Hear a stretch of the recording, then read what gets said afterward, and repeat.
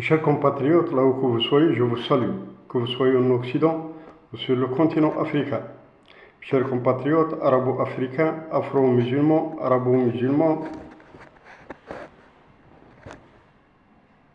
une problématique s'est posée pour les gouvernants algériens après le refus du BRICS d'admettre l'Algérie en tant que pays membre.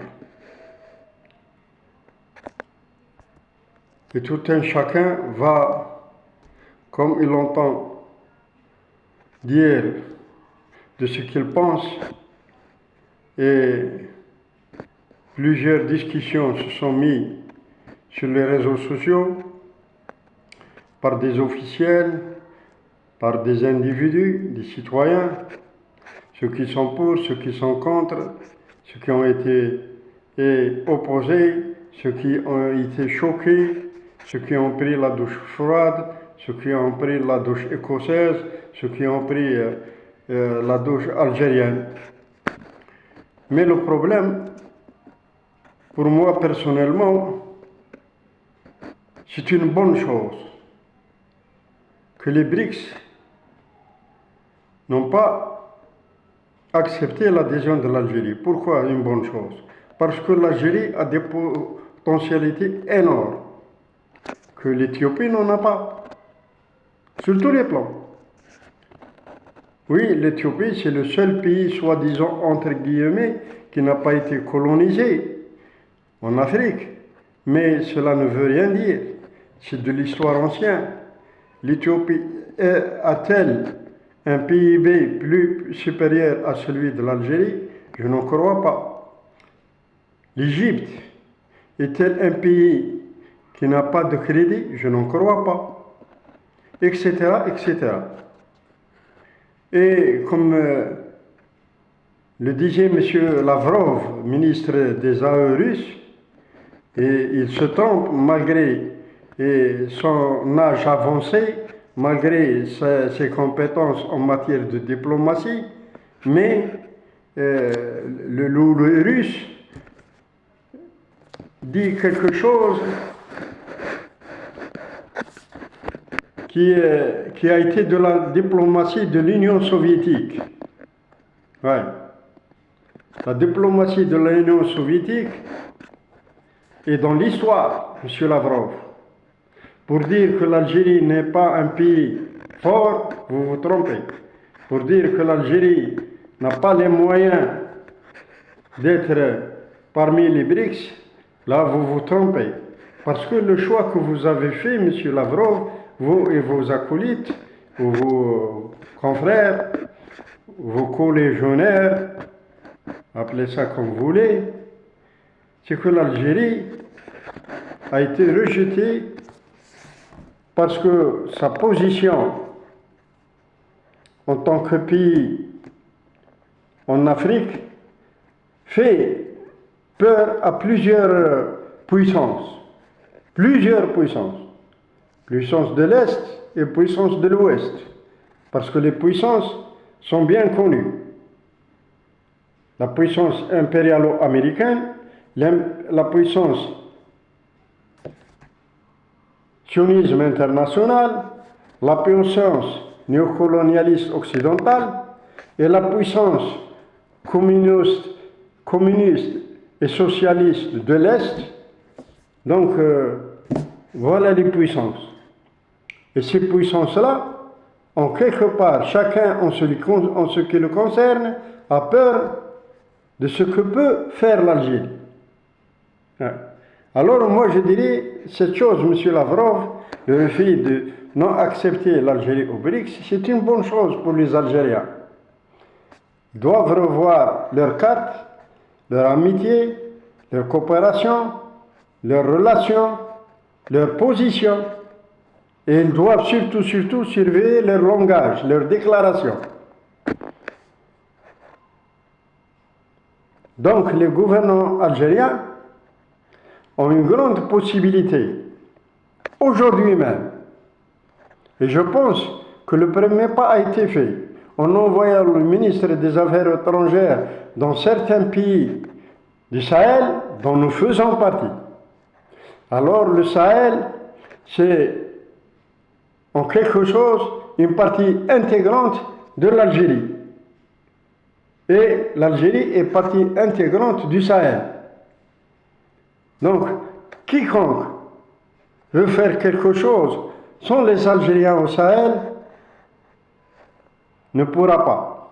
Qu'il soit d'une puissance ou d'une puissance, qu'il soit de l'Est ou de l'Ouest, qu'il soit libre ou non libre, dirigé ou non dirigé. Donc, vous comprenez. Maintenant, l'Algérie a ces atouts-là. Avec le Mali, le Burkina Faso, la Guinée, le Niger, peut-être la Libye et le Tchad, ces pays-là pourront former une unité à l'intérieur du Sahel pour le bien des populations du Sahel. Et bien sûr, l'Algérie n'a pas besoin du gaz du Nigeria. Vous devez comprendre pourquoi. Parce que le gazoduc du Nigeria via le Niger, en passant par Alger pour arriver en Europe, l'Algérie n'en a pas besoin. L'Algérie a plus de capacité de trouver du gaz et du pétrole dans les pays que nous avons cités, c'est-à-dire le Mali, le Burkina Faso, le Niger, la Guinée. Donc ces pays-là ont des capacités d'avoir du pétrole et du gaz, et c'est d'ailleurs là où la société algérienne des hydrocarbures, Sonatrach, intervient depuis des années et des années. Et des recherches ont été faites et des résultats ont été obtenus. Donc, si l'Europe peut avoir du gaz, elle peut l'avoir, mais par le biais de l'Algérie, pas autrement. Parce que déjà l'Algérie alimente l'Europe en gaz et elle pourra subvenir à tous les besoins de l'Europe en gaz, en électricité et en énergie renouvelable. Donc, s'il y a une unité de relation, une unité d'intérêt, une unité dans l'arme de défense, c'est-à-dire entre militaires, donc de ces 5 pays ou ces 7 pays-là, l'Algérie n'a pas besoin d'aller au BRICS, M. Lavrov. Vous devez comprendre. Et bien sûr, l'Algérie et ces pays-là n'auront pas besoin ni de Wagner, ni de Steiner, ni de Schneider. Et je sais que vous comprendrez de quoi je parle. Donc l'Algérie a un atout supplémentaire puisqu'elle n'a pas été acceptée au BRICS, ni au BRICS+.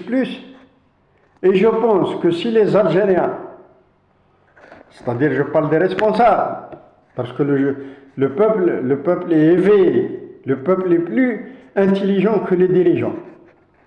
Si les dirigeants veulent écouter le peuple, nous dirons aux dirigeants, nous, peuple algérien, nous n'acceptons pas le BRICS.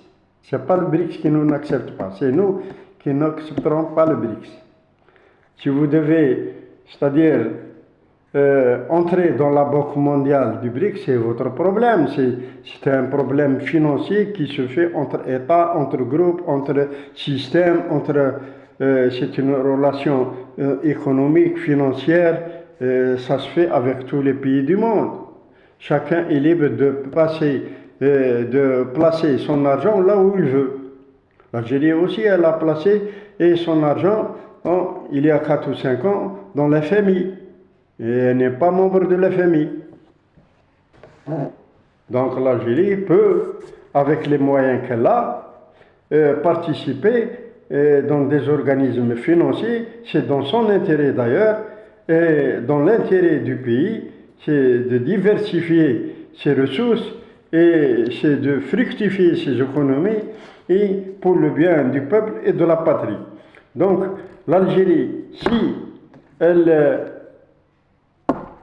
refuse d'adhérer au BRICS, elle doit, coûte que coûte, unifier les pays cités, les pays putschistes si vous voulez dire, les pays putschistes avec les pays du Maghreb, c'est-à-dire la Libye, l'Algérie, peut-être la Mauritanie si elle n'adhère pas dans le club du sionisme international.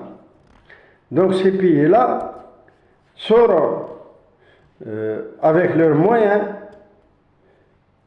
et avec leur potentialité d'aujourd'hui et de demain, subvenir aux besoins, tous les besoins énergétiques de l'Europe.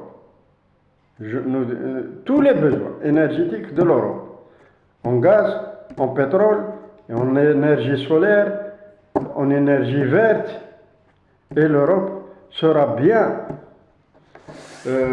alimentée. Pour ce qui est des problèmes des djihadistes, des islamistes, des fumistes, des bandits de grand chemin, des contrebandiers, des droguistes, des affairistes, l'Afrique peut se défendre si on met les moyens militaires et les moyens matériels entre les mains de ses enfants, de ses soldats. L'Algérie et les pays du Sahel pourront anéantir les djihadistes, les fumistes, les islamistes, les bandits de grand chemin, les contrebandiers, les terroristes et tout le barra et tous les mafias du monde, y compris la mafia japonaise, la mafia italienne, la mafia allemande, la mafia russe, la mafia américaine, la mafia italienne et toutes les mafias du monde. Elle les met hors de nuire dans quelques mois.